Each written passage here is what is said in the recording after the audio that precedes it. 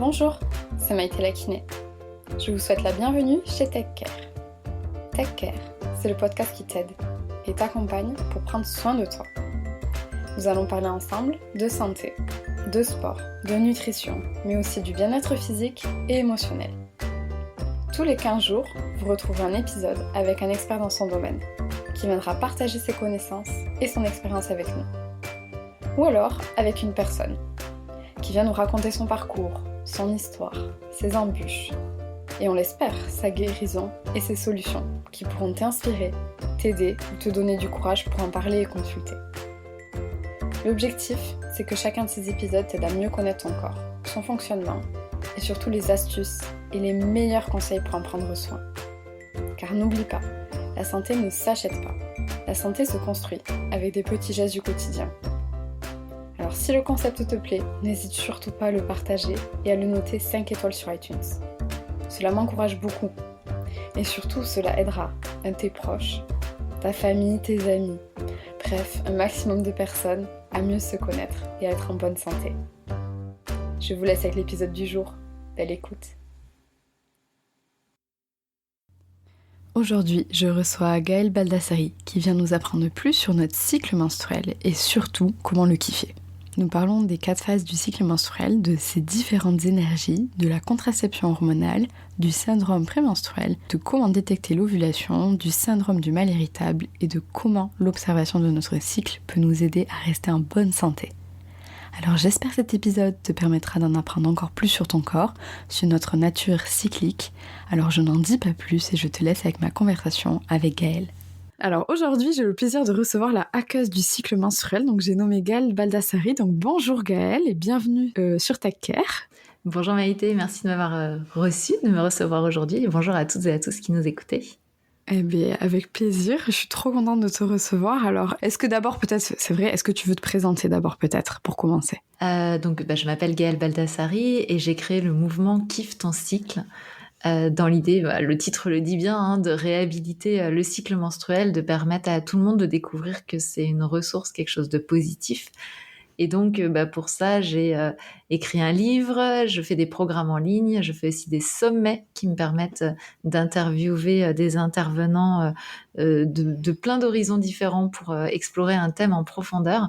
Et ça m'occupe au quotidien. Et je suis chef d'entreprise puisque aujourd'hui, c'est une entreprise autour du cycle menstruel qui embauche 2 personnes et qui travaille avec de nombreux prestataires. Donc voilà, ma vie aujourd'hui. En sachant que le dernier sommet, c'était sur la puberté, c'était ça ?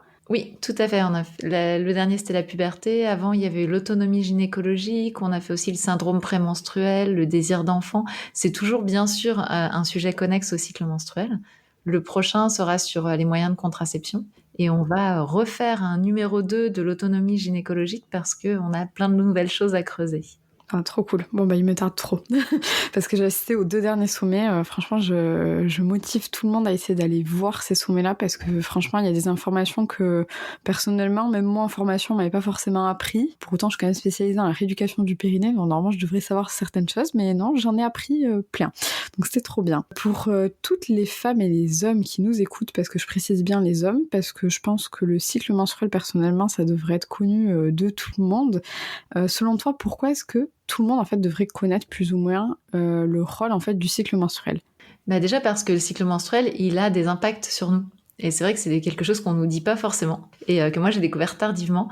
Et il a un impact sur notre humeur, sur notre physiologie, sur notre état d'esprit, sur notre envie de dormir ou pas. Enfin, il a des impacts sur beaucoup de choses et ces impacts sont liés tout simplement aux variations des cocktails hormonaux qu'on a tout au long de notre cycle.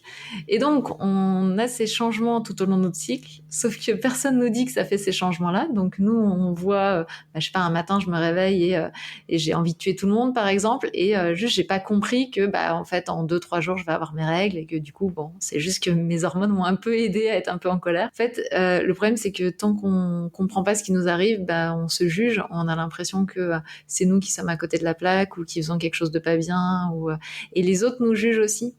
Quand tu disais les hommes, oui, les hommes qui vivent à proximité de nous peuvent avoir tendance du coup à nous rabaisser sur certaines choses, etc. À partir du moment où on comprend le phénomène, on comprend ce qui se passe, on comprend ce qui est normal, ce qui est pas normal, et surtout ce qu'on peut en faire et à quel point c'est un phénomène positif, ben on arrête de nous dévaloriser et on arrête d'accepter que les autres nous dévalorisent par rapport à ça aussi.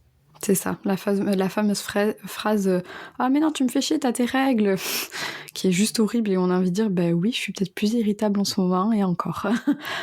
Ouais, en fait, c'est ça, tu vois, cette phrase, elle est hyper intéressante parce que même moi, j'ai longtemps, alors que je commençais déjà à travailler autour du cycle, où je me suis dit, bah ouais, mais ils ont pas complètement tort quand ils disent ça. Et j'ai mis longtemps avant de comprendre où était le problème. Parce qu'à la fois, je rendais bien compte qu'il y avait un problème dans cette phrase, et à la fois, j'étais pas au clair avec moi, parce que moi-même, je me disais, bah ouais, mais je suis un peu chiante aussi, et du coup, je comprends que cette phrase sorte. Et ce que j'ai compris, c'est que cette phrase, son problème, c'est l'intention qu'il y a derrière. Aujourd'hui, moi, mon conjoint, ça lui arrive de me dire tiens, est-ce que dans 2 jours, t'aurais pas tes règles qui vont arriver, par exemple. Mais l'intention qu'il y a derrière, c'est de me faire prendre conscience du fait que, a priori, j'ai peut-être surréagi à quelque chose, mais sans dévaloriser ma réaction. Juste de me faire prendre conscience. Alors que l'intention de la plupart des personnes, y compris des femmes, qui disent en réunion, par exemple, mais qu'est-ce qu'elle a, ça là nous fait chier aujourd'hui, elle a ses règles, c'est l'intention de dévaloriser la personne et absolument pas de prendre en compte son cycle menstruel, mais juste de dévaloriser la personne, de dévaloriser ses émotions, de peut-être verbaliser qu'une femme en colère, c'est une femme chiante qui va avoir ses règles. Et donc, c'est hyper dévalorisant. Alors qu'au contraire, on pourrait essayer d'en faire une force. Exactement. Et puis, quand on se met en colère, en général, on a une bonne raison de se mettre en colère. Que après la forme ne soit pas forcément OK parce que, justement, aidé par une pulsion qu'on n'arrive pas à mettre en place d'habitude, on n'arrive pas à bloquer un truc ou à dire ça me va pas, bah là, il y a notre corps qui nous aide à le faire. Donc, parfois, ça dépasse un petit peu en termes de forme. Mais le fond, il est réel. Enfin, je veux dire, le syndrome prémenstruel nous a jamais fait créer des problèmes là où il y en avait pas. Non, ou alors il est très fort, mais bon, je crois pas. Justement, là, on parle un peu de syndrome prémenstruel, etc. Est-ce que tu peux nous expliquer les 4 phases du cycle menstruel, s'il te plaît? Bien sûr. Alors moi, je vois le cycle menstruel comme une vague. À chaque vague succède une autre vague, succède une autre vague. Je trouve que ça ressemble beaucoup à ce qui se passe dans l'océan. Et d'ailleurs, il y a des petites vagues, des grosses vagues, des vagues un petit peu plus longues et des vagues un peu plus courtes. Et en fait, on va être traversé par cette vague d'hormones à peu près 500 fois dans une vie. Donc c'est pas rien. C'est énorme. Et c'est vrai que la société a tendance à nous proposer vers 12-13 ans, l'âge moyen d'arrivée des premières règles, de subir cette vague. On se la prend un peu en pleine tête. On va peut-être se faire renverser par cette vague, boire un peu la tasse, et puis remonter, essayer de reprendre notre respiration avant la prochaine vague. Et de préférence en silence, parce qu'on parle d'un sujet tabou et intime, donc tant qu'à faire, on le vit en silence. Ouais, ça c'est la proposition un peu classique de la société. On se fait renverser par la vague et puis hop, on fait un peu à machine à laver et on recommence pour la prochaine. Il y a une autre proposition, c'est si c'est un peu trop galère de subir cette vague, moi j'ai la solution ultime, ça s'appelle la pilule ou le stérilet hormonal ou l'implant ou que sais-je. En tout cas, tous ces moyens, et j'ai pas de problème avec ces moyens-là, juste qu'on ait conscience que ces moyens-là sont des moyens de bloquer le cycle menstruel et donc de faire en sorte qu'on se prenne pas la vague dans la tête. Ce qui, pour certaines d'entre nous, est très salutaire, disons-le, parce que le vécu est pas toujours confortable. Et puis, il y a une troisième possibilité, et c'est celle que je transmets, que j'enseigne, c'est d'apprendre à surfer cette vague, à surfer cette énergie qui nous traverse chaque mois pour pouvoir l'utiliser. Et justement, il se trouve qu'une session de surf fonctionne exactement comme le cycle menstruel. C'est-à-dire que on va passer par 4 étapes dans le surf, comme dans notre cycle, qui vont nous permettre de faire une super session de surf. Alors, si tu veux, je te détaille ces quatre étapes. Explique-moi comment on fait du surf. Et comment on fait du surf? Exactement comme si vous êtes surfeuse ou surfeur, vous qui nous écoutez, vous allez reconnaître un petit peu ce qui se passe. Au début, on est posé sur notre planche, donc on est assise en train de regarder un petit peu derrière nous les vagues qui sont en train d'arriver, et puis de prendre une décision, tiens, dans quelle direction je vais aller, puis tiens, je souffle un peu aussi, je me repose parce que je viens de sortir d'une session un peu éprouvante juste avant, donc je prends le temps de me reposer, puis je regarde derrière pour voir dans quelle direction j'ai envie d'aller pour les prochaines vagues. Et ça, c'est la période de nos règles où on se repose et on va pouvoir planifier pour la suite. Et puis ensuite, on voit une vague qui bombe derrière nous et on se dit que celle-là, on n'a pas envie de la louper. Donc on va y aller, on va se mettre à ramer, à ramer, à ramer. Et ça, c'est la remontée d'énergie après les règles, la période pré-ovulatoire, donc la période qui est avant l'ovulation. C'est la période de prise d'élan. Dans cette phase-là, on va se sentir très dans l'action. justement, on rame sur nos planches. On est dans l'action, on va faire beaucoup de choses. C'est une période où moi, j'ai l'habitude de dire que nos to-do list se dépilent à toute vitesse. On les coche, on fait, c'est bon, ça c'est fait, ça c'est fait, ça c'est fait. Et donc, ça, c'est la remontée d'énergie après les règles. Et puis, en surf, ensuite, on se rend compte que la vague nous porte. On n'a plus besoin de ramer dans tous les sens, puisque on se rend compte que ça y est, on avance sans avoir besoin de ramer. Et on va pouvoir se mettre debout sur notre planche. Et debout sur notre planche, on va se mettre à rayonner. On va pouvoir montrer à quel point ce qu'on a fait avant était magnifique et communiquer sur tout ce qu'on a pu faire avant. Et ça, c'est la période de l'ovulation. Donc une période dans laquelle on va avoir plus d'appétence pour la communication et pour l'interaction sociale, et un peu moins d'appétence pour le fait d'agir comme on le faisait précédemment. Et puis ensuite, on va descendre dans le tube de la vague. Et le tube de la vague, en surf, comme dans le cycle menstruel, ça peut être la période la plus kiffante, mais c'est souvent à la base la période la plus flippante. Et donc dans le cycle, c'est la période prémenstruelle. Donc la période prémenstruelle, c'est la zone qui précède les règles. Alors certaines le connaissent pour le syndrome, le fameux syndrome prémenstruel. C'est une période dans laquelle on va avoir tendance à voir les choses plus en noir. Tout simplement comme en surf où on est dans le tube de la vague et où finalement le soleil n'arrive plus jusque nous, on est comme à l'intérieur d'un tunnel. Et bien là, on va regarder le dessous des choses, tout ce qui ne va pas, tout ce qu'on a besoin de critiquer, de remettre à sa place, tout ce qui ne nous convient pas. Et puis ensuite, on va, parce que c'est le gros avantage et que c'est un cycle, se reposer de nouveau sur notre planche. Donc ça, c'est l'arrivée des règles. Et puis de nouveau, ça va être un temps de repos, de prise de décision avant de pouvoir repartir. Voilà comment on surfe son cycle menstruel, en acceptant que chacune de ces phases contribue à la réalisation de nos projets, de nos envies, de notre super session de surf, parce que chaque phase, en fait, nous permet d'avancer dans ce qu'on a envie de réaliser. Quand on est posé sur notre planche, on fait des plans. Ensuite, on se met en action. Ensuite, on communique sur ce qu'on a réalisé. Après, on fait une période d'audit où on est plutôt critique et un peu créatif pour avoir de nouvelles idées. Puis de nouveau, on se repose pour mettre nos plans en action. C'est n'empêche vachement intéressant. Mais c'est vrai que du coup, encore une fois, des personnes qui prennent pas la pilule, du coup, ou de contraception hormonale, qui ont du coup des cycles, enfin, qui sont réellement en train de surfer, en fait, on va dire, quel conseil tu pourrais donner, en fait, par rapport à la vie autant personnelle que professionnelle? Parce qu'on a peut-être beau savoir, en fait, et connaître ces changements d'énergie, c'est quand même, je trouve un peu compliqué d'être dans les bonnes phases au bon moment. Il n'y a jamais de bon moment, il n'y a jamais de mauvais moment d'ailleurs, hein, les deux contreparties. Le premier conseil que j'ai envie de donner, parce que c'est celui que je transmets vraiment au plus grand nombre, c'est de commencer par observer ces phases.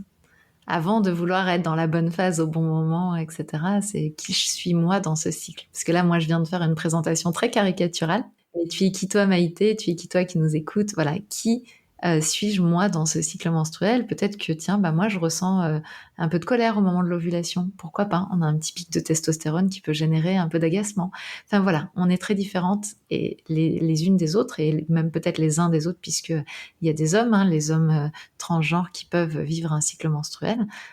Donc déjà, commencer par s'observer. Qui je suis moi là-dedans et comment je me vis. La deuxième chose qu'on peut faire, c'est commencer par observer les jugements que je vais porter sur moi dans cette période-là, dans chaque période du cycle. Je vais donner un exemple. Tiens, comment moi je me juge quand je m'autorise à me reposer parce que je suis fatiguée alors que il est 14h30, que j'ai une tonne de boulot et qu'à 16h il va falloir que j'aille récupérer ma fille à l'école. Donc comment je me juge, qu'est-ce que je pose comme jugement sur moi. Donc déjà, ça va être de prendre conscience de qu'est-ce que je supporte de ça correctement et puis qu'est-ce que je juge négativement. Moi, par exemple, je me trouvais extraordinaire quand j'étais en prise d'élan. Pour moi, c'était la femme que je devais être, c'était celle-là. Celle qui est working girl, qui est capable de faire des journées de 12 heures de travail sans s'arrêter et sans même manger le midi. Enfin, voilà. Pour moi, c'était l'archétype de ce que je devais être. Et donc, toutes les autres, quelque part, étaient moins bien. Donc ça, c'est déjà intéressant de faire un peu un bilan de soi à soi-même. Tiens, qui je suis moi là-dedans et comment je me vis. Et puis ensuite, ça va être de prendre conscience que chaque phase, chaque énergie a des avantages et des inconvénients. Parce qu'on a tendance à... moi je disais par exemple, quand je suis en prise d'élan, je suis la femme que j'ai envie d'être. Sauf que je repérais pas tous les inconvénients qu'il y avait si justement j'acceptais pas les choses. Je peux te donner un exemple. Justement, dans cette phase de prise d'élan où il y a beaucoup d'énergie, il m'arrivait parfois d'ouvrir, et il m'arrive encore, hein, ça m'arrive encore, d'ouvrir 10 000 onglets sur mon navigateur Internet, de faire 10 000 choses dans la journée, plein d'idées, de partir dans tous les sens, etc. Et puis le soir de me dire, bon, j'ai fait beaucoup de choses, mais j'ai pas avancé beaucoup. Ça te parle, ça? Oui, très bien. Et je pense que ça nous parle à beaucoup d'entre nous. Et ça, en fait, c'est le symptôme, quelque part, du fait qu'on n'a pas préparé cette phase de prise d'élan. C'est-à-dire que quand l'énergie remonte, c'est plus le moment de se demander qu'est-ce que je dois faire. Et donc, si on n'a pas préparé les plans, on part dans tous les sens et on évacue cette énergie un petit peu, un peu en partant dans tous les sens. Alors que si on s'autorise à se poser dans la période des règles, donc la période qui précède, à se poser, à se reposer et du coup à dire ok, moi la direction dans laquelle j'ai envie d'aller c'est celle-ci. Et pour aller dans cette direction, mes actions, ça va être ça, ça et ça. Si ça, on l'a correctement fait dans la période des règles, si on n'était pas en lutte contre soi pour essayer de continuer à avoir de l'énergie alors qu'on n'en a plus, eh bien, on arriverait au moment de la prise d'élan avec notre plan qui serait fait et il n'y aurait plus qu'à le dérouler. Et là, pour le coup, il n'y a plus de déperdition. Ouais, donc justement, c'est ce que j'allais dire. Si je comprends bien, en fait, l'objectif, c'est réellement de pouvoir écouter son cycle, déjà mieux le connaître, pour surtout, en fait, le rendre pas forcément plus puissant, mais pour pouvoir l'optimiser au mieux, en prenant du repos quand c'est nécessaire, et quand on a cette remontée d'énergie due aux oestrogènes, en fait, d'avoir tout préparé et savoir quoi faire et pas se perdre. C'est exactement ça. Il y a une deuxième phase qu'on a tendance à idéaliser aussi, c'est la phase où on est debout sur la planche, notamment quand on est maman ou quand on est responsable d'une équipe dont on doit prendre soin, ou quand on est un peu dans le soin comme ça. Cette phase-là où on a beaucoup d'empathie, en général, elle est assez valorisante socialement. Donc on nous renvoie plutôt quelque chose de positif sur nous dans cette période-là. Sauf que dans cette période-là, eh bien, on va avoir tendance à dire oui à beaucoup de choses. Et on va prioriser la relation plutôt que nous-mêmes. Donc on va parfois s'oublier un petit peu en disant oui. Donc oui, pas de problème pour garder les enfants la semaine prochaine, pas de problème pour faire ceci, pas de problème pour faire cela, etc. Et si on était en permanence dans cette phase-là, on vivrait potentiellement notre vie un peu à côté de nos pompes en fait. Puisque on prioriserait en permanence les relations avec les autres. Et puis nous, là-dedans, à un moment, on se dirait peut-être, mais je suis qui moi? Et d'ailleurs, on est nombreuses, je me mets dans le paquet, à s'être demandé à un certain âge de notre vie, je suis qui moi en vrai? Qu'est-ce que j'aime moi en vrai? Qu'est-ce qui me nourrit? Qu'est-ce que j'aime vraiment? Au-delà de faire plaisir aux autres ou d'avoir une bonne image ou d'avoir une belle représentation. Et bien justement, c'est tout l'intérêt de la phase qui vient juste après. Donc là, quand on est debout sur notre planche, on est dans l'ovulation. La phase qui vient après, c'est la phase prémenstruelle. C'est une phase de retour à soi. Et c'est justement une phase où on va auditer quelque part, on va aller vérifier dans les décisions qui avaient été prises avant, qu'est-ce qui nous convient et qu'est-ce qui nous convient pas. Et donc, on a beau idéaliser la phase où on est debout sur notre planche, parce qu'on se dit, ah, moi, mais je suis sympa, c'est fun, il y a des belles relations et tout. Ouais, mais en fait, si à aucun moment on remet en question ces décisions-là, eh bien, on peut passer notre vie à côté de nos pompes. Donc, en fait, la phase prémenstruelle qu'on a tendance à redouter pour certaines d'entre nous, c'est une phase où justement on revient à soi. Et c'est le moment de se dire, mais moi, dans ma vie, concrètement, qu'est-ce qui me convient et qu'est-ce qui me convient pas? Moi, dans cette vie, est-ce que c'est OK que je continue à ramasser les chaussettes sales de tout le monde? Moi, dans ma vie, est-ce que c'est OK que je continue à faire à manger tous les soirs et que j'entende du deuxième étage qu'est-ce qu'on mange? Est-ce que c'est OK? Et si ça l'est pas, c'est normal que ça génère chez nous des émotions et qu'on ait envie de régler ces problèmes-là. Mais du coup, on est bien d'accord que c'est normal, entre guillemets, même si j'aime pas ce terme, mais de sentir un peu à chaque cycle cette remise en question, à un moment donné, de se reposer la question, mais est-ce que je suis en accord avec moi-même? Est-ce que c'est OK? Enfin, d'avoir cette petite remise en question à ce moment-là du cycle, en fait, c'est normal. Ouais, complètement. Ce qui n'est pas normal, c'est quand ça commence à bouffer notre vie, entre guillemets. C'est-à-dire quand ça commence à venir profondément abîmer les relations systématiquement, quand ça nous met à mal au niveau de la confiance, quand vraiment on se sent très mis à mal, alors c'est le signe qu'il y a un problème, en fait, un déséquilibre hormonal qui est fréquent dans nos sociétés et qui est aussi, je dirais, le révélateur du déséquilibre qu'on peut vivre dans le reste du cycle. Quelque part, c'est C'est l'endroit où tout va se révéler. Moi j'aime bien cette image que le tube de la vague, c'est aussi le moment où la mer se retire de la plage et où on voit un peu tout ce qu'on a pu laisser comme déchets, quoi. Donc, par exemple, c'est vrai que quand on est en prise d'élan, on a beaucoup d'énergie. S'il faut débarrasser la table, mettre la table à la maison, faire tout ce qu'il y a à faire, etc. Bon, même si on se dit ça serait bien que quelqu'un d'autre le fasse, en fait, comme on a l'énergie, on va avoir tendance à le faire. Et puis, on collecte des petits cailloux de quand même, j'aurais bien aimé être aidée pour moi aussi pouvoir utiliser mon énergie à autre chose que ça. Et puis, on arrive la période de l'ovulation, on a envie de prioriser les relations. Donc, on va continuer à faire ces choses-là. Et puis, de nouveau, on collecte des petits cailloux en se disant j'aimerais bien qu'ils lisent dans mes pensées et qu'ils sachent que j'aimerais bien être aidée ou que chacun fasse sa part. D'ailleurs, c'est pas forcément être aidé. Et puis, en fait, on va collecter des choses comme ça, que ce soit dans le privé, dans le professionnel, dans toutes les sphères de notre vie. Et dans la phase de prémenstruelle, eh bien, ce qui va se révéler à nous, c'est tout ce qu'on a collecté. Donc, la question, c'est comment je fais en sorte de moins collecter de choses, peut-être, pour que ça soit moins violent dans la période prémenstruelle. Ça peut être intéressant. Ouais, c'est vraiment en fait un indicateur de comment s'est passé le cycle d'avant au final. C'est vraiment ça. Et puis, comment je suis moi dans ma vie aujourd'hui, comment j'accepte que c'est une période de remise en question et que cette période-là, il faut la passer. Elle n'est pas confortable. C'est intéressant, nous, dans notre société, on voudrait nous faire croire que toute la vie doit être confortable et que dès que c'est inconfortable, il faut absolument se médiquer, faire des choses, etc. Mais non, en fait, la vie passe par des moments inconfortables. Je suis pas sûre qu'un bébé qui soit en train de naître trouve que les minutes qui précèdent sa naissance soient un moment confortable, tu vois. Et il y a beaucoup de choses comme ça. On regarde un petit peu la nature. Je suis pas sûre que le papillon qui essaye d'ouvrir ses ailes avant que son cocon n'explose trouve ça confortable d'être là en train d'essayer de lutter contre quelque chose. Voilà. Donc il y a plein de moments inconfortables dans la nature et nous, on a voulu un peu nous faire croire que c'était pas normal de passer par des moments inconfortables et qu'à chaque inconfort, on pouvait consommer quelque chose qui allait nous ramener de façon un peu magique dans le confort. Donc c'est arrêter surtout d'idéaliser certaines choses en fait. C'est comprendre que l'inconfort fait partie du processus. Et que si c'est trop inconfortable, ça veut dire qu'il y a un déséquilibre et que ce déséquilibre, il nous révèle quelque chose de nous. Et donc ça vaut le coup d'aller creuser.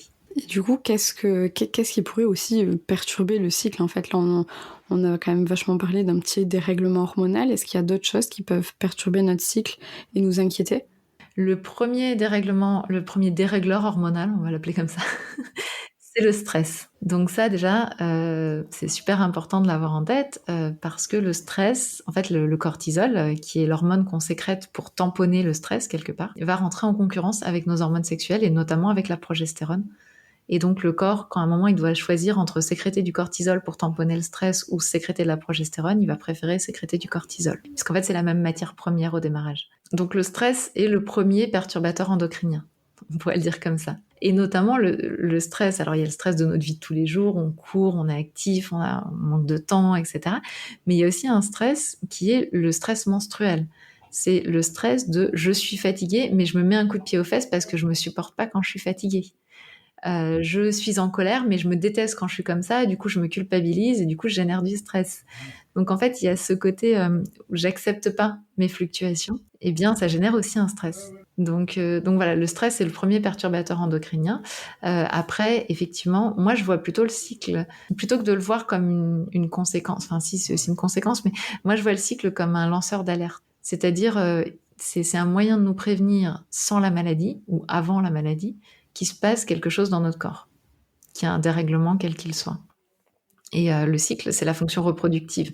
Donc si notre cycle ne fonctionne pas bien, ça nous alerte sur le fait que notre corps n'est pas en état de fonctionner, tout simplement. En tout cas, pas en état de se reproduire. Donc en fait, moi, j'invite vraiment toutes les personnes menstruées à observer leur cycle, à voir comment il fonctionne, s'il est fonctionnel ou pas, s'il y a une ovulation ou pas, à apprendre à repérer son ovulation, de façon à pouvoir se dire, tiens, là, il se trouve qu'il y a un dérèglement. Bon, c'est normal, par exemple, on était en confinement. Ça a généré chez moi du stress, ou alors à l'inverse, parce qu'il y a eu les deux hein, sur le confinement, c'était assez drôle.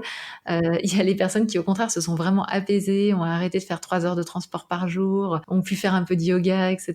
Et du coup, ont retrouvé un cycle parfaitement en santé alors qu'elles galéraient avant. Et puis, il y a celles qui, au contraire, se sont retrouvées vraiment figées, stressées par toute cette ambiance. Ou aussi par le fait d'avoir les enfants à gérer, plus le télétravail, plus tout ça. Et donc, le cycle va réagir à ça. Et c'est ça qui est intéressant, c'est de se dire que notre cycle réagit à notre vie. Donc, si par exemple, on a eu un choc émotionnel très très important il y a 2-3 mois, c'est complètement normal que le cycle il soit complètement déréglé. Et c'est pas grave, hein, c'est normal.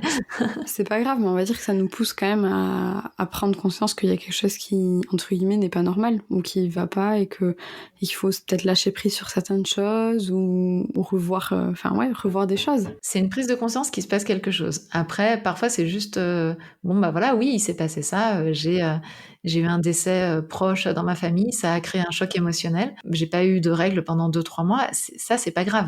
Il n'y a pas forcément quelque chose à en faire, on processe juste quelque part cette émotion, ce choc, le corps le processe, il prend le temps qu'il lui faut, et puis à un moment, ça s'améliore et ça redémarre, quoi. Donc ça, il n'y a rien à faire dessus. Mais effectivement, si c'est pas le cas, si c'est pas des chocs émotionnels, si c'est une situation qui dure, oui, ça veut dire qu'il y a quelque chose à faire.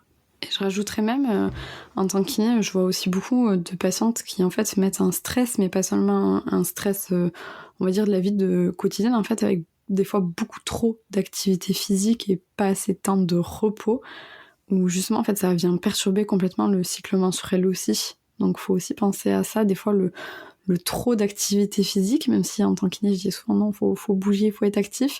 Mais des fois, il y a des personnes qui font trop, en fait, d'activité physique, qui prennent pas le temps de se poser, qui courent toujours partout.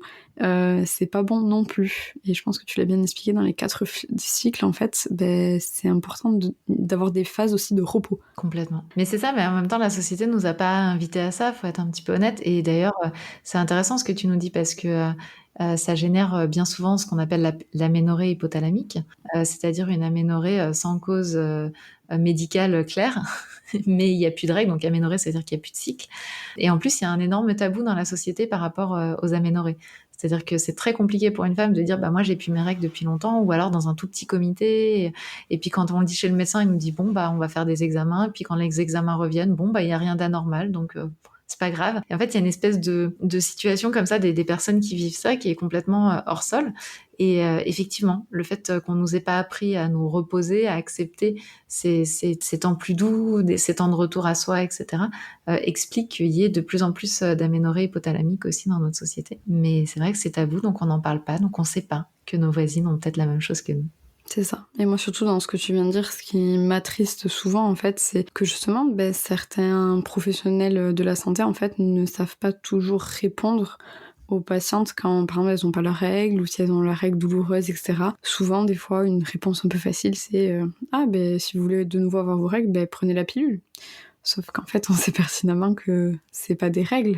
Ouais, c'est une catastrophe, c'est une épidémie, cette réponse. Moi, j'en peux plus. J'en peux plus parce que c'est une épidémie, et que y a ça. On a aussi, mais si vous voulez pas prendre la pilule, je peux plus rien pour vous. Ouais. Ok, super.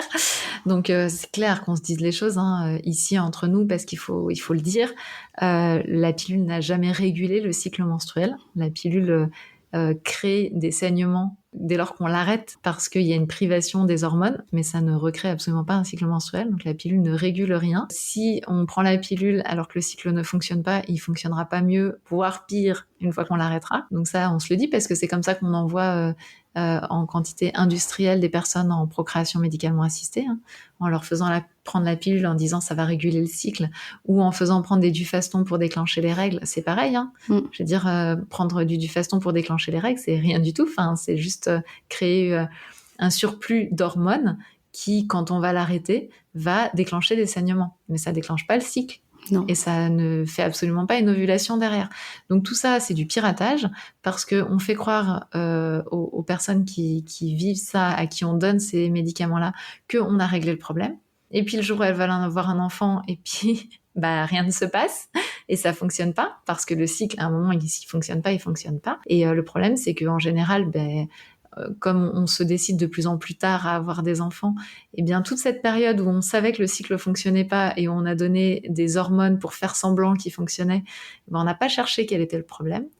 Et donc, eh bien, quand on se dit, bah, tiens, je veux un enfant, ça y est, on n'a plus forcément les 4-5 ans pour chercher devant nous, pour chercher quel est le problème. Et donc, on envoie les couples en procréation médicalement assistée parce que là, on va recréer de façon totalement chimique un cycle dans le corps des personnes. Sauf que c'est pas anodin. Moi, je suis passée par là. Faut arrêter de penser que c'est anodin. Moi, j'ai pris plus de 10 kilos pendant la procréation médicalement assistée. C'est des examens en permanence. C'est une influence énorme sur le couple, sur notre vie de travail. Enfin, c'est pas rien, quoi. Alors que souvent, dans les années qui précèdent, on aurait largement pu faire toutes les recherches pour essayer de comprendre ce qui se passait. C'est ça. Et surtout, il y a quelque chose qui est aussi important, c'est que il faut pas, enfin, les premières années, en fait, quand les jeunes filles ont leurs règles, en fait, c'est normal que ça soit pas réglé comme une pendule. Bah déjà, même après, mais alors encore plus, effectivement, on considère que les 2 premières années, un cycle met en moyenne, et c'est une moyenne, et il n'y a pas de problème pour que ça puisse mettre plus longtemps, en moyenne 24 mois à se réguler. Donc à partir de là, et ça c'est une aberration médicale, il y a encore des médecins qui aujourd'hui prescrivent la pilule pour des jeunes filles qui disent « Ah mais c'est pas confortable parce que je sais pas quand est-ce que mes règles vont arriver ».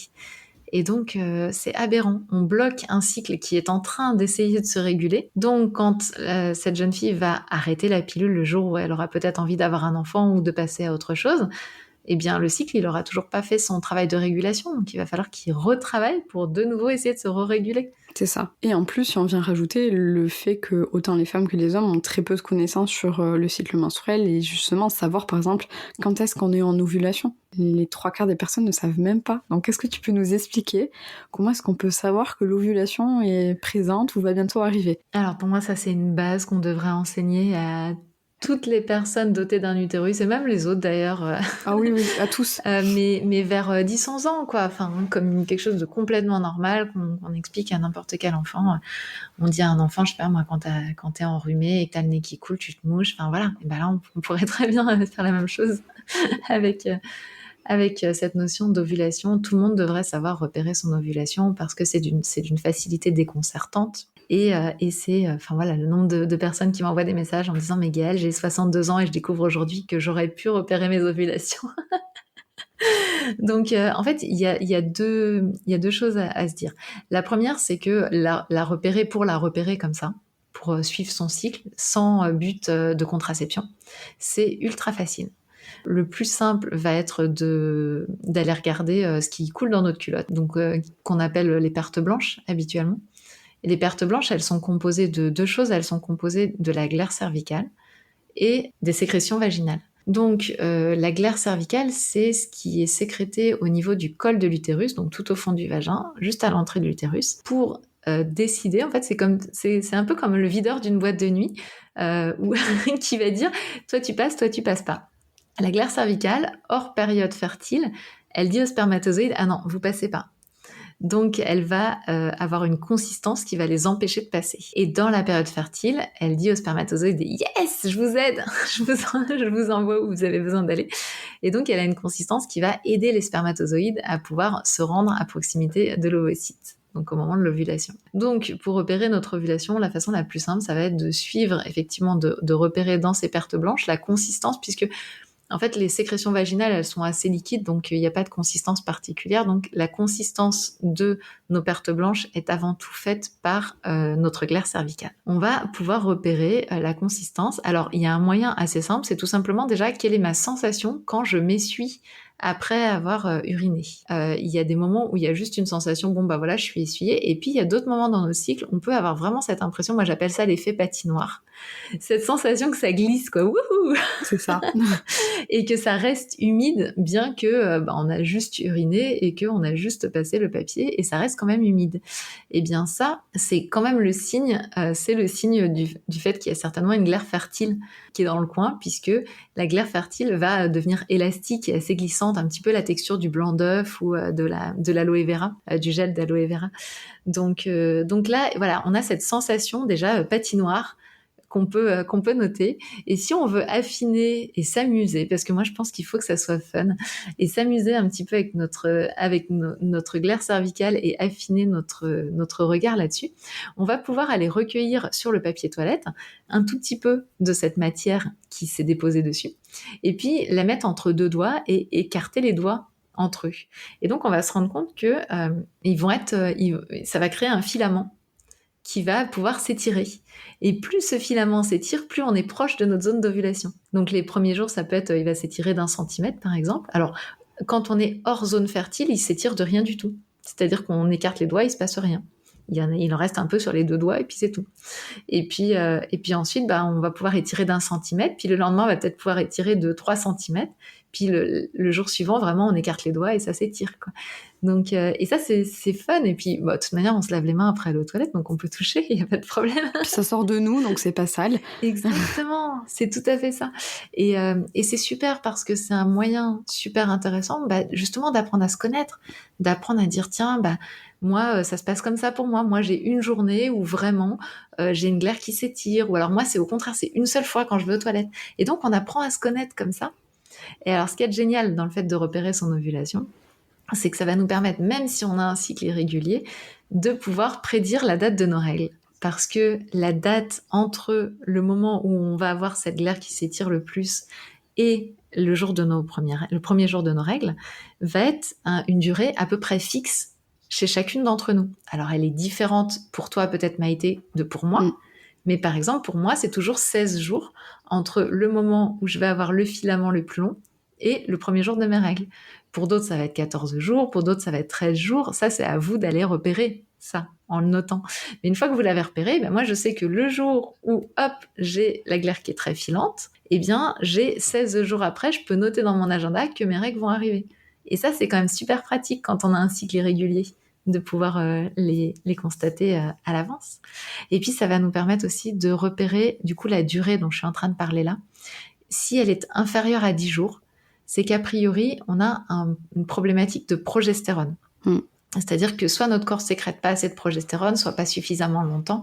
Bref, il y a un problème qui nous rend potentiellement infertiles, puisque un embryon n'aurait pas le temps de pouvoir s'accrocher quelque part avant que les règles ne soient déclenchées. Donc si on repère que entre ce pic d'ovulation, entre cette glaire fertile et le moment des premières règles, on a une durée inférieure à 10 jours, c'est une alerte. Et c'est bien d'aller consulter pour être accompagné là-dedans. Donc tu vois, il y a plein d'avantages à connaître sa période d'ovulation. C'est 1, savoir comment je fonctionne. 2, s'amuser avec soi, parce qu'on a tendance à regarder les pertes blanches comme un truc un peu dégueulasse. Et en fait, c'est vachement fun de mettre les doigts dedans, je vous le dis. 3, ça va nous permettre de pouvoir prédire notre période de règles. Donc ça, c'est pas mal quand on a un cycle, encore une fois, irrégulier. 4, de se rendre compte que peut-être qu'il y a un problème dans cette phase-là, et du coup, ça vaut le coup d'être suivi avant d'arriver dans une zone où on aurait peut-être envie d'avoir un enfant, et où du coup, on va passer dans une médicalisation à outrance. Tu vois, il y a énormément d'avantages. Et puis l'autre avantage aussi, pour celles qui, comme moi, parce que moi ça m'arrive, font ce qu'on appelle des tentatives d'ovulation, c'est-à-dire que le corps se met en branle pour tenter d'ovuler et puis ça ne fonctionne pas et puis il recommence, et bien ça permet aussi d'aller voir un soignant, un médecin, en disant voilà, moi je fais chaque cycle 3 tentatives d'ovulation. Et donc voilà comment ça se passe. Et c'est beaucoup plus simple que d'arriver en disant moi je comprends pas, mon cycle il fait 97 jours. Mais là, quelque part, on n'a pas compris ce qui se passe à l'intérieur. Donc repérer notre ovulation nous permet de comprendre ce qui se passe à l'intérieur de notre cycle. Et le dernier avantage, mais là il faut se former un petit peu plus que ce que je vous ai donné comme info, c'est de pouvoir choisir de gérer sa fertilité sans prendre de contraceptif. De contraceptif, ouais, tout à fait. Sans prendre de contraceptif, c'est-à-dire en repérant les zones où on est fertile et les zones où on est infertile. Alors là, pour le coup, si on fait ça, on va éviter de prendre un seul indice, parce que donc la glaire cervicale, c'est un indice, et on va multiplier, on va repérer d'autres indices, et moi je conseille fortement de se former pour ça, parce que j'ai envie de dire, tant qu'il s'agit de me dire dans 16 jours j'aurai mes règles, si je me trompe d'une journée, c'est pas grave. Oui. Par contre, quand il s'agit de pouvoir potentiellement se tromper et tomber enceinte alors qu'on n'en avait pas envie, c'est un peu dommage. Donc ça vaut le coup de se former vraiment. Mais repérer son ovulation, ça devrait être la base de notre connaissance, quoi.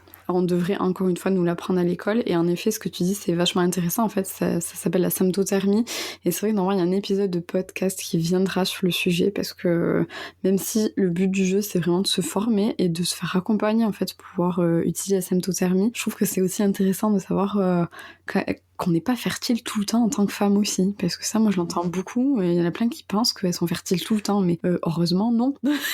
Les hommes, oui, le sont, mais pas nous. Tout à fait. Et puis, notre ovule ne vit, entre guillemets, que 24 à 48 heures. Et c'est les spermatozoïdes qui, eux, vivent longtemps dans notre glaire fertile. C'est ça. Et grâce à notre glaire cervicale. Voilà, exactement. Tout ça grâce à nous, quoi. Finaise. C'est ça. Mais non, mais sur ça, c'est vachement intéressant. Et surtout, je précise, la glaire cervicale, comme tu l'as dit, c'est quelque chose qui est assez visqueux, qui est assez collant, qui est assez un peu gluant.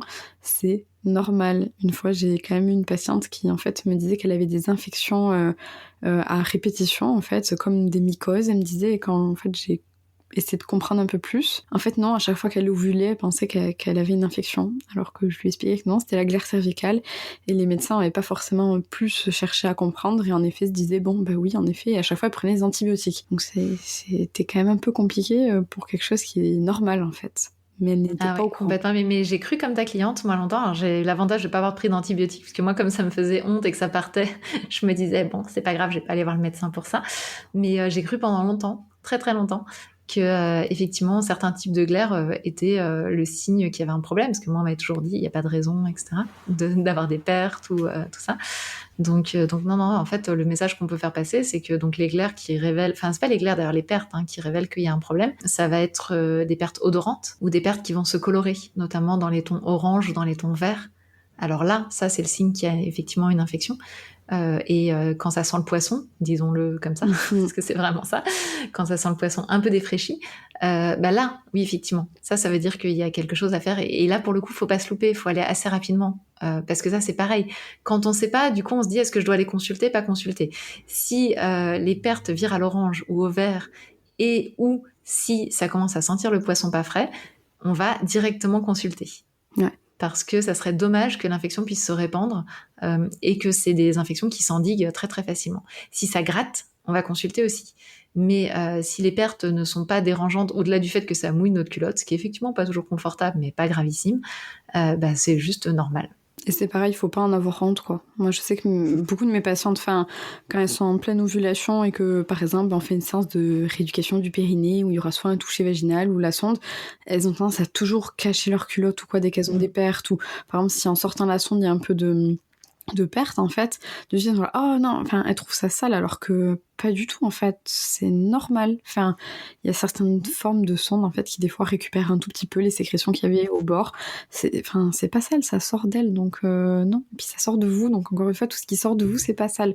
C'est à l'intérieur de vous, donc n'en ayez pas honte. Alors oui, vous allez peut-être pas le ramener à votre voisin, mais n'en ayez pas honte, quoi, c'est tout. Oui, et puis alors ça sort de nous, mais c'est surtout que, en fait, sans cette glaire cervicale, aucun d'entre nous ne serait sur cette terre.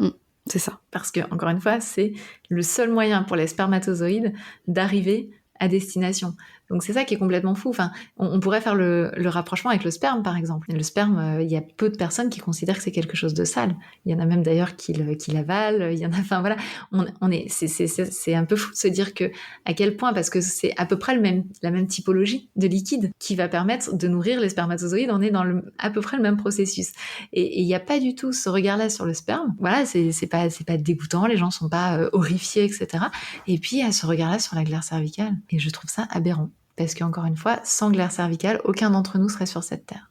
Oui. Après, moi, si tu veux, pour moi, c'est la même chose avec la masturbation. La masturbation masculine, c'est pour les trois quarts des gens, c'est normal. Par contre, une femme, non, c'est sale, c'est une chaudasse. Il y a beaucoup de choses féminines, en fait, qui sont normales, qui sont devenues tabous et sales, alors que chez les hommes, non, c'est classique, quoi. Donc, non. Ouais, mais là, on est en train de faire changer les choses. Là, j'espère. Faut aller voir le site Oh My God Yes ou des choses comme ça. Oui. C'est vrai. J'espère vraiment que ça changera. Personnellement, si à petite échelle ça peut changer, ça serait vraiment très bien. Surtout pour les jeunes filles, quoi. Parce que, encore une fois, le but du jeu, c'est de faire un peu d'éducation et apprendre que non, c'est normal, on a un corps. Et puis surtout, si on peut apprendre à savoir quand est-ce qu'il fonctionne bien et quels sont les signes qui doivent nous pousser à consulter, déjà, tout le monde sera en meilleure santé. Ça coûtera moins cher à la Sécu aussi, parce que quand on consulte, comme ma patiente plusieurs fois, en pensant qu'on a une infection et qu'on prend des antibiotiques, alors qu'en fait, c'était juste la glaire cervicale... Enfin, déjà, c'est les boules. Et de deux, je pense que ça a coûté cher au final si on calcule un peu. Donc bon. Ben ouais, mais tu vois, sur le dernier sommet, par exemple, on avait eu le témoignage d'une femme qui ne connaissait pas la glaire cervicale et qui, en fait, comme ça la dégoûtait, donc c'était le sommet sur le désir d'enfant, juste pour remettre les choses. Et en fait, comme ça la dégoûtait, elle n'avait pas de rapport dans cette période-là avec son mari. Ce qui peut expliquer que ça faisait un certain temps que ça ne fonctionnait pas. Ouais, mais... Donc en fait, elle a découvert grâce au sommet, parce qu'on a beaucoup parlé sur les sommets du cycle menstruel, on en parle beaucoup de la glaire cervicale. Et donc elle a découvert ça et ces informations-là. Et en fait, il y a eu un petit bébé qui s'est installé dans son ventre un mois après. Ah, c'est trop cool. Donc on était contents. Ah bah tu m'étonnes. Mais justement, moi ça aussi, c'est vrai qu'on en a un peu parlé tout à l'heure, mais quand je vois autant de couples qui passent par le parcours de PMA alors que justement ils savent des fois même pas juste repérer l'ovulation, je me dis, enfin, on devrait reprendre encore une fois les bases, quoi. Apprendre aux gens à se connaître. Ah bah moi je suis passée en PMA, je savais pas repérer mon ovulation. Hein, ouais, clairement. Mais est-ce que c'est réellement de ta faute? Moi je pense pas. Et puis moi on m'a fait les tests à 14 jours, donc à J14, alors que j'avais un cycle qui était très long, pour vérifier si ma glaire était justement laissé passer les spermatozoïdes de mon chéri. On m'a fait le test à J14. Alors j'étais loin d'être dans ma période d'ovulation, donc c'était complètement aberrant comme test. Mais moi, c'est ça personnellement qui m'attriste du coup, parce que normalement, j'aimerais pouvoir dire, ben non, faites confiance aux professionnels de santé, ils vont pouvoir vous guider. Et je me rends compte que, ben en fait, on n'est pas forcément tous très bien formés, on n'est pas non plus tous très bien informés. On pense des fois mieux connaître le corps que nos patients, alors qu'en fait, non, il y a des fois, il y a des personnes qui sont pas forcément du domaine médical, qui des fois en savent plus que nous. Et encore une fois, les bases, on pense que ça y est, elles sont acquises chez tout le monde, que ça sert à rien de les répéter. Ben, moi, je me rends compte de plus en plus que non. Dans quasiment tous les domaines de santé, il faut remettre les bases et après aller voir si on fait plus compliqué. Mais rien que les bases, déjà, souvent, ça change plein de choses. Ouais, c'est ça. Après, les médecins, ils sont formés à la pathologie, il faut être clair. Donc souvent, déjà, les sages-femmes peuvent être un peu plus formées, puisqu'elles sont formées à la physiologie. Et encore, sur le cycle, elles n'ont pas toutes les connaissances pour certaines. En tout cas, si elles se sont pas formées en plus que le parcours de base, elles n'ont pas tous les éléments. Mais voilà, formés à la pathologie, ça veut dire que quand il y a une pathologie, on est super content de les avoir. Mais pour la gestion de notre physiologie du quotidien, aujourd'hui, on n'a pas forcément les personnes adéquates. Et effectivement, du coup, ça vaut le coup d'aller vers des personnes qui se sont formées spécifiquement sur le sujet. Et moi, là, c'est là où je rejoins tout le temps mon voyage en Inde. Moi qui, par exemple, a été ultra révélateur, où la première chose que m'a dit le médecin ayurvédique, c'est « Ah non, mais nous, ici, tu viens voir le médecin quand t'es pas malade. » Et là, j'ai fait « Mais comment ça ?» Ben non, tu viens voir le médecin pour justement ne pas tomber malade. Et là, je me suis dit, ah ouais, mais est-ce que je me mets à lui expliquer que nous, en France, c'est le contraire? Je me dis, bon non, je vais pas lui expliquer. Mais je trouvais ça vachement intéressant en fait, ils font énormément de prévention. C'est beaucoup sur l'hygiène de vie, les bases pour ne pas tomber malade. Et nous, justement, en France, pour ne pas tomber malade, j'ai pas l'impression que, malheureusement, il y ait beaucoup de personnes et que ça soit démocratisé et que les médecins, comme tu l'as dit, sont formés, entre guillemets, que à repérer ce qui est pathologique. Et je trouve dommage de devoir attendre que ça devienne pathologique pour aider les gens, quoi. Bah ça, on est d'accord, surtout que justement, avec ce lanceur d'alerte qui est notre cycle menstruel, nous, on a la chance de pouvoir avoir des infos sur le fait qu'il y a un truc qui fonctionne pas avant que ça devienne pathologique. Donc, il faut en profiter. Mais il y a de plus en plus de personnes qui se forment, il y a de plus en plus de personnes qui sont conscientes de ça. Si on va voir aujourd'hui un naturopathe, un médecin traditionnel chinois, enfin un praticien en médecine traditionnelle chinoise ou quelqu'un qui fait de l'Ayurveda, par exemple, on aura souvent un accueil très intéressant de cette lecture-là. Donc, à nous aussi de savoir aller voir les ressources qui nous conviennent. Mais effectivement, les médecins sont peu formés à ça. Après, ce qui est intéressant, c'est que par exemple, moi, il y a des médecins dans mes programmes qui viennent, qui se forment. Donc, c'est génial. Il y a des médecins qui suivent les sommets, il y a des médecins dans mes programmes. Donc, ah oui, oui. Et même, moi, je sais que, comme je l'ai dit au début du podcast, il me semble, moi, je suis tous tes sommets. Et c'est vrai que j'ai des copines aussi kiné qui suivent tes sommets. On a toutes beaucoup appris. Et même ça nous a permis aussi de se mettre à la place de nos patientes et des fois d'avoir en tout cas de ta part des explications qui des fois sont simples et imagées. Moi ça me permet en tant que kiné de pouvoir aussi les retranscrire au lieu de parler de termes très médicaux qui forcément des fois ne parlent pas, ce qui est normal, quoi. Enfin, donc non, moi je trouve que c'est important aussi que le monde médical continue de s'informer et fasse aussi des formations pas que dans le médical mais avec des personnes en dehors du médical pour tout ça, en fait, pour ouvrir un peu son esprit, quoi. Complètement. Mais il y en a qui le font, hein, vraiment. Moi, je veux surtout pas jeter l'opprobre parce qu'il y en a beaucoup qui le font. Il y en a qui regrettent que ça soit pas dans leur parcours. Et moi, aujourd'hui, j'ai jamais eu de médecin jusqu'à présent qui m'a dit « Ah, mais t'es pas du monde médical, pourquoi tu me parles de ça ?» J'ai eu que des oreilles attentives qui m'ont dit « Waouh, c'est top qu'il y ait quelqu'un qui le fasse, quoi. » Ah non, non, mais heureusement. Puis j'espère qu'il y en aura de plus en plus. C'est un peu le but, donc tant mieux. Et j'en profitais aussi, il me semble qu'on l'a pas précisé, c'était, on est bien d'accord que chaque femme est différente, donc le cycle va être différent. Donc on est d'accord que la durée, la pseudo-durée du cycle de 28 jours, on peut oublier. Ouais, en fait, c'est bien pratique pour les plaquettes de pilules, mais il y a 13% des personnes menstruées qui ont un cycle qui fait 28 jours. D'accord, ouais, donc c'est pas beaucoup. Je te laisse faire la division, enfin, la soustraction pour savoir combien il en reste qui n'ont pas un cycle de 28 jours. Non, 28 jours, c'est une moyenne pratique. C'est même pas la vraie moyenne, hein. C'est même pas la vraie moyenne de la durée du cycle menstruel, puisqu'en plus la moyenne change d'un pays à l'autre, d'un continent à l'autre. Donc c'est pas une durée moyenne, c'est une moyenne pratique qui était assez efficace, qui permettait de faire des plaquettes de pilules efficaces, qui permettait de faire des calculs faciles, parce que 14-14, tout le monde sait faire une division d'un nombre pair. Enfin voilà, c'était c'était le truc facile, quoi. Donc voilà, 13% qui ont un cycle de 28 jours. Donc entre 21, après ça va dépendre des approches, parce que si on est en médecine traditionnelle chinoise, les chiffres de normalité sont pas les mêmes. Moi j'ai tendance à dire qu'entre 21 et 35 jours, dès lors que la durée entre l'ovulation et les règles est supérieure à 10 jours, on n'est pas sur un cycle pathologique. Ouais, c'est ça qui est intéressant. Mais c'est ça, il y a la deuxième chose qui est vraiment importante, hein, le temps, parce que la durée en soi, elle veut rien dire. Si on a un cycle de 28 jours, qu'on ovule à J20 et que on a 8 jours en post-ovulatoire avant les règles, c'est un problème. A priori, il y a un problème. Plus que si on a un cycle de 37 jours et que on ovule 15 jours avant les règles. Ouais, c'est vraiment ce temps en fait entre l'ovulation et l'arrivée des règles qui est important aussi d'observer en fait, clairement. Et on est d'accord aussi que sur la durée du coup des règles ou la texture ou la couleur, c'est pareil, ça dépend des femmes. Oui, ça dépend des femmes, et en même temps, ce qui est intéressant, c'est justement qu'il y a des approches qui ont appris à lire quelque part dans les règles. C'est-à-dire qu'en médecine traditionnelle chinoise, par exemple, on va retrouver un petit peu la même chose en Ayurveda. Justement, oui, on va avoir des couleurs, des textures différentes, mais ça va apporter des indices sur des vides ou des trop-pleins de certaines choses à la personne qui nous accompagne. Donc c'est pas pathologique d'avoir des règles un peu plus visqueuses, un peu plus liquides, un peu plus marron, un peu plus rose, etc. ou très rouge. C'est pas, ou d'avoir des gros caillots, etc. C'est pas en soi pathologique. Il n'y a pas de signal d'une maladie.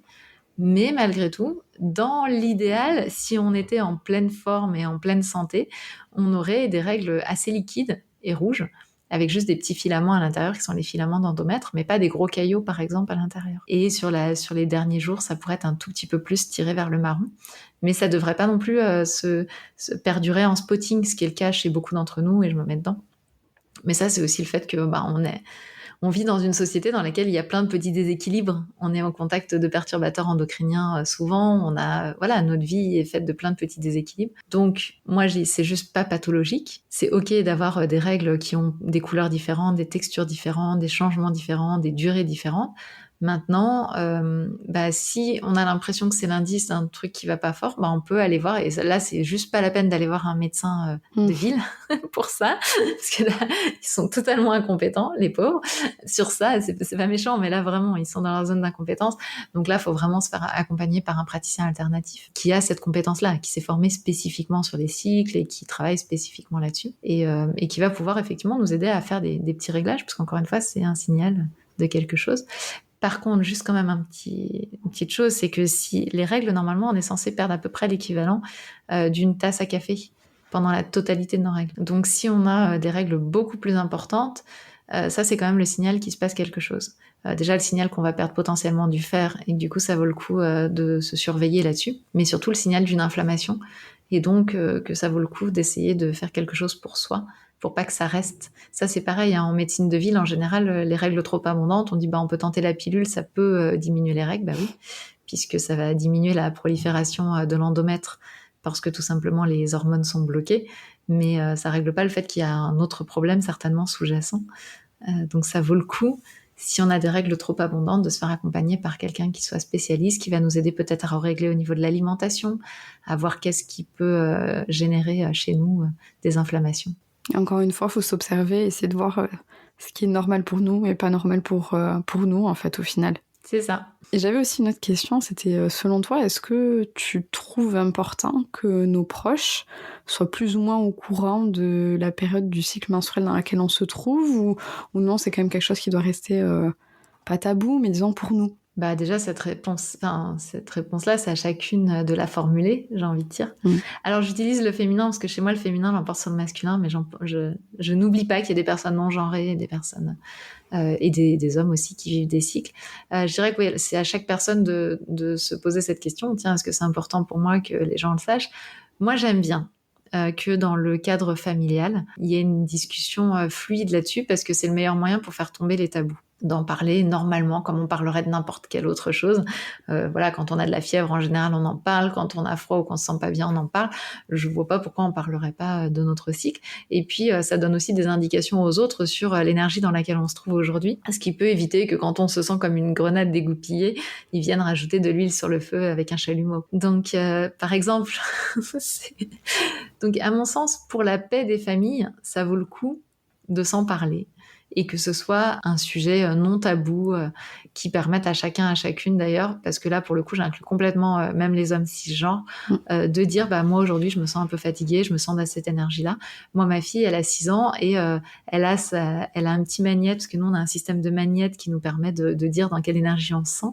Et elle a ses propres magnettes et elle met l'énergie dans laquelle elle se sent, parce que c'est pas parce qu'elle a pas un cycle menstruel qu'elle a pas non plus des fluctuations d'énergie. Donc moi, je suis pour qu'en famille, tout le monde puisse annoncer ses fluctuations d'énergie. Et puis, ça explose le tabou et du coup, ça devient hyper facile à l'adolescence, que ce soit des petits garçons ou des petites filles qui soient dans la famille, par exemple, quand il y a des enfants, ça devient un sujet normal. Au bureau, je dirais que c'est un peu plus tendancieux, ça va dépendre de l'environnement, de est-ce que c'est safe ou pas d'en parler, est-ce que les personnes autour vont s'en servir contre nous pour nous rabaisser ou pour voilà, avec des intentions négatives, ou est-ce qu'au contraire c'est quelque chose qui est bien accepté dans l'endroit où je travaille. Nous par exemple, après c'est facile à kiffe ton cycle, mais nous au bureau, voilà, on peut s'en parler sans problème. Après on le dit pas systématiquement, voilà, on le dit si par exemple j'arrive et que je suis fatiguée, et ceci dit je peux arriver et être fatiguée parce que j'ai pas dormi la nuit d'avant, ce qui n'a rien à voir avec mon cycle menstruel, je vais le dire de la même façon. C'est ça. Mais voilà, je suis plutôt pour en parler, mais vérifier quand même que c'est une zone safe. Moi, je suis quand même plutôt pour me dire communication en famille, ouais, à fond. Et communication à l'extérieur, déjà, quelle est ma relation de moi à moi-même avec ce cycle? Comment je le vis moi avant de demander aux autres de prendre en charge ce que je leur dis? Ouais, mais je pense aussi ce qui est important, c'est en fait la communication aussi. Moi, je sais que quand mes proches voient des fois mon comportement à un moment, et que d'un coup je dis non, mais je suis à telle période du cycle, d'un coup c'est ouais, ok, bon. On comprend mieux pourquoi Maïté réagit comme ça aujourd'hui. Enfin, c'est ça. Et je me dis c'est des fois important aussi, parce que sinon, pour peu que, en effet, soit la personne en face ou dans un cycle qui est différent, ça peut des fois mener à des confrontations en fait. Alors qu'au final, si des fois juste poser la chose en disant non, mais t'inquiète, c'est juste parce que je suis à tel moment de mon cycle et du coup ça c'est plus dur pour moi aujourd'hui, mais c'est pas grave, on attend qu'on change de phase et voilà. Enfin. Après, encore une fois, comme tu l'as dit, c'était quelqu'un de confiance, quoi. Mais j'ai une anecdote, moi, là-dessus. J'étais partie en vacances avec toute la famille, avec mes parents, avec tout ça. Il y a pas très, très longtemps de ça. Et puis, on avait chacun nos petits studios séparés, mais on était tous ensemble. Et puis, mon père et ma mère se retrouvent ensemble après le repas. Et mon père commence à râler contre moi auprès de ma mère. Mais qu'est-ce qu'elle a aujourd'hui, Gaëlle? Elle est chiante, c'est pas possible et tout. Et puis, elle est pas bon esprit, machin. Enfin, bref. J'étais pas dans la conversation, hein, ils me l'ont relaté après. Et ma mère se retourne vers lui et très naturellement, elle faisait la vaisselle et elle lui dit elle a ses règles. Et en fait, mon père a changé du tout au tout. Et il avait, ah bon, bah ok. Et en fait, il est devenu hyper cool avec moi. Alors que s'il était resté dans l'état d'esprit dans lequel il était juste avant, il serait venu à la confrontation. Ça peut nous arriver. On a un gros caractère tous les deux. Donc voilà. Et donc le simple fait d'avoir eu cette information, lui, il a fait complètement descendre. Il a dégonflé complètement le ballon de baudruche qu'il était en train de gonfler contre moi, où ça le saoulait, que j'emmerde tout le monde pendant... Enfin, je pense plutôt parce que j'étais fatiguée puis que je faisais pas grand chose, hein. Je pense que c'était plutôt ça, mais où ça le saoulait finalement, que je sois pas telle qu'il attendait que je sois. Et puis d'un coup il a cette info là, lui ça le fait complètement descendre, et puis hop on retrouve le calme, donc ça vaut le coup. Moi je remercie ma mère de lui avoir dit, parce que j'ai aucun problème avec ça déjà. Et puis je trouve ça génial parce qu'elle lui a dit à un moment opportun, ce qui a évité complètement qu'on rentre dans une confrontation, quoi. C'est ça. Et en face, en effet, ton papa a peut-être pu être plus à l'écoute, plus bienveillant aussi, et au final, c'est... Il a été adorable avec moi les jours qu'on suivi, mais vraiment en plus. Comme quoi que les hommes aussi peuvent comprendre plus ou moins, ou du moins s'adapter, on va dire. Puis nous aussi, on peut traîner Et ça. moi, je pense vraiment que les hommes, enfin, toutes les personnes qui ne vivent pas ce cycle ont envie que ça se passe bien. En fait, ce qui se passe, c'est que souvent la confrontation, elle vient du fait qu'on se fait des films. Ah, les mauvais esprits, on est en vacances et elle fait pas d'efforts, etc. Et puis du coup, on se monte un truc dans notre tête, quoi. Et quand on a l'info, qu'on comprend ce qui se passe, ah bah non, en fait, c'était pas du tout ce que je m'étais monté. C'est juste. Et je pense qu'au contraire, tout le monde a envie que ça se passe bien. Enfin, je vois pas. La plupart des hommes sont hyper bienveillants, ont envie que les choses se passent bien. Mais moi, du coup, je rajouterais un truc, c'est que pour moi, en fait, il faut surtout comprendre que les femmes, on est cycliques et que les hommes, bon, peuvent être cycliques, mais ont quand même une tendance, selon moi, plus linéaire. Et qu'en fait, on peut pas demander à une femme d'être linéaire pareil qu'un homme, quoi. Enfin, on aura toujours des variations plus grandes qu'un homme. Après, c'est un peu une hérésie, hein, cette notion d'homme linéaire, tu vois. Déjà, il y a 24% des hommes qui ont un cycle qui ressemble fortement à un cycle menstruel. D'accord. Donc, et qui vivent, voilà, ce cycle un peu... moi, j'en rencontre régulièrement, hein, des hommes qui me disent « Ah, mais quand tu décris ce truc-là, moi, je vis exactement la même chose et tout. » Ça a un nom, hein, ça s'appelle le syndrome du mal irritable. D'accord. Et là c'est du coup mon œil de kiné qui Ouais. aime bien chercher. Enfin, il y a une base hormonale ou pas? Non, mais en réalité, la base hormonale, par exemple, il y a de nombreuses femmes qui sont sous pilule et qui vivent quelque chose qui ressemble fortement à un cycle menstruel. Ouais. Il y a des femmes qui sont ménopausées et qui vivent quelque chose qui ressemble fortement à un cycle menstruel. Donc en fait, la base hormonale, elle va nous aider à stabiliser les choses et à soutenir quelque part le mouvement. Mais toute notre vie est faite de cycles. Et c'est pas complètement un hasard si aujourd'hui, un mois ressemble fortement à la durée d'un cycle menstruel, ressemble fortement à la durée de la lune qui tourne autour de la Terre. Bref, on sent qu'il y a un cycle à cet endroit-là. Ouais, c'est vrai. Donc la nature, elle est impactée par ce cycle-là, et elle est impactée. Et donc, moi, je me souviens d'un publicitaire qui m'a dit, quand je lui présentais Kiffe ton cycle pour qu'on travaille ensemble, qui me dit, mais c'est un truc de fou, moi aussi, le premier du mois, je suis à fond, je me mets à fond en motivation, etc. Et puis après, je vais boire des bières avec les potes, et du coup, je me relâche un peu, et puis après, je m'en veux d'avoir relâché, et puis du coup, je vais commencer à critiquer tout le monde dans la société. Il me dit, moi, je fais ça tous les mois, sur un mois calendaire, et il l'avait repéré, quoi. Donc non, c'est le côté linéaire des hommes, je pense que c'est aussi une injonction assez violente pour eux, alors que eux-mêmes vivent des fluctuations. Après, effectivement, je dirais que le fait que nous, elles soient soutenues par les hormones à ce moment-là, eh bien, ça fait qu'elle s'impose encore peut-être un peu plus à nous. Mais je pense qu'au contraire, moi, ce que je me suis rendu compte quand moi, je me suis autorisée à me reposer, par exemple, et on en rigolait encore il y a pas très longtemps parce que ça a recommencé là sur ce cycle-là, mon conjoint était épuisé en même temps que moi, je disais, bah, j'ai mes règles et j'irais bien me reposer. Et les premières fois, c'était flagrant, quoi, épuisé ou malade, ou il était pas bien et tout. Et j'ai réalisé qu'en fait, c'est un petit peu comme quand on se met à bâiller et que les autres se mettent à bâiller aussi, parce que leur corps se dit « Hey, mais moi aussi, je prendrais bien une petite bouffée d'oxygène, je suis un peu fatiguée, moi aussi. » Là, c'est un peu ça, c'est-à-dire que quand moi, je m'autorise à me poser, lui, son corps lui dit « Hey, pourquoi elle fait ça, elle? Moi aussi, je veux. » Moi aussi, je veux me reposer. Et donc, quelque part, le fait que nous, on s'autorise à vivre ces fluctuations, c'est aussi réautoriser les personnes autour de nous qui n'ont pas ce vécu soutenu hormonalement, à s'écouter, à s'accueillir dans leurs fluctuations aussi, parce qu'ils en vivent eux aussi. Bah, tu viens d'ouvrir mon esprit. C'est vrai que en disant cette phrase-là linéaire et qu'après tu m'as dit non, mais les femmes ménopausées aussi ont des cycles, je me suis dit oui, c'est vrai, je le vois chez mes patientes, mais il n'y a pas que la cause hormonale en effet. Tu vas me faire méditer sur ça pendant ma soirée, je crois. On est, de toute manière, moi c'est ce que je présente dans Kiffe ton cycle, hein, dans le programme, c'est vraiment, on est comme un millefeuille de cycles. On a le cycle de la vie, le cycle des saisons, le cycle de nos projets, le cycle de notre semaine. On voit bien que le lundi, on n'a pas la même énergie que le vendredi. Donc voilà, et le cycle menstruel est un cycle stabilisant, je dirais, d'une durée super intéressante au milieu de tous ces cycles. Et donc notre énergie ne dépend pas que de notre cycle menstruel, elle va aussi dépendre de tout cet empilement de cycles. En hiver, on n'a pas la même énergie qu'en été. À 20 ans, on n'a pas la même énergie qu'à 40. Enfin voilà, et tout ça fait que nous, on est ce millefeuille de cycles. Et à la fin, il y a la résultante de « Ok, aujourd'hui, ça donne ça ». Et donc, faut essayer de bien écouter ces cycles pour être le plus en accord avec soi-même, quoi, du coup. Ouais, et puis de s'accueillir le jour au quotidien. Moi, c'est ce que je dis souvent à mes clientes. Je dis, mais en fait, le plus important, c'est aujourd'hui. Dans quel état tu te sens? Dans quelle énergie tu te sens aujourd'hui, là, maintenant? Quand on oublie complètement où est-ce que tu en es dans ton cycle menstruel, quand on oublie complètement tout ce que le mental a pu analyser, là, maintenant, tout de suite, si tu regardes les choses, comment tu te sens? Ça va être le meilleur conseil de cet épisode, je crois. Donc n'hésitez pas à nous dire comment vous vous sentez aujourd'hui quand vous écouterez cet épisode. Ça serait vachement intéressant. C'est vrai que je pense qu'on se la pose pas assez cette question. Je suis assez d'accord avec toi. Est-ce qu'il y avait quelque chose que tu voulais rajouter en plus ou quelque chose que, selon toi, qui est important que les femmes sachent ou les hommes, encore une fois? Je pense que vraiment le plus important, c'est que bien sûr qu'on transmet des théories sur le cycle, les hormones et tout ça, et c'est super intéressant de les comprendre parce que ça permet de mieux se comprendre, et c'est ce que je transmets au quotidien, c'est mon métier. Et moi, ce que je transmets ensuite, c'est ok, une fois que tu as toutes ces infos-là et que ton mental a été nourri, comment tu fais pour revenir vraiment à toi et vraiment t'appuyer sur cette ressource qui est le cycle pour pouvoir, et qui est ton cycle, que sont tes cycles, parce qu'il y en a plein, encore une fois, pour pouvoir te réaliser toi-même profondément. Ah mais c'est génial. On restera sur cette phrase, je crois. Donc merci beaucoup Gaëlle d'être venue sur le podcast pour nous expliquer tout ça. Vraiment, tu vas vraiment faire méditer pendant cette soirée, j'aime bien. Donc merci à toi. Et puis si les auditeurs veulent te suivre, où est-ce qu'ils peuvent te suivre? Alors chez moi c'est assez simple parce qu'il suffit de taper kiffe ton cycle, donc avec un E à kiff, parce que c'est un verbe. Donc kiffe ton cycle, et bien on me retrouve un petit peu partout. Alors je suis assez présente sur Facebook et sur Instagram, donc faut pas hésiter à me suivre là, c'est là où il y a l'actualité. Et puis si vous allez sur le site internet kiffetoncycle.fr, il y a un petit test qui se fait en 2 minutes. Quelle est ma relation à mon cycle menstruel? Et c'est un test assez sympa à faire, donc je vous encourage fortement à le faire. Vous allez recevoir le résultat par email. Nickel. Et bien je mettrai tous les liens dans la description de cet épisode.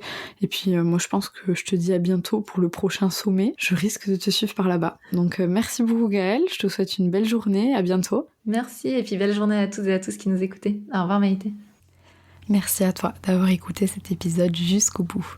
Si tu as aimé cet épisode, n'oublie pas de le partager sur les réseaux sociaux et de mettre 5 étoiles sur Apple Podcast. Pourquoi faire? Pour faire en sorte que chaque personne sur cette terre puisse mieux connaître son corps et en prendre soin. Alors voilà, c'était le dernier épisode de l'année 2020. Merci à tous ceux qui écoutent le podcast. Et merci à Julie pour son commentaire. Des discours accessibles de professionnels sur des sujets pas toujours évoqués et souvent tabous. J'adore écouter Maïté et ses invités quand je me promène. Alors merci Julie.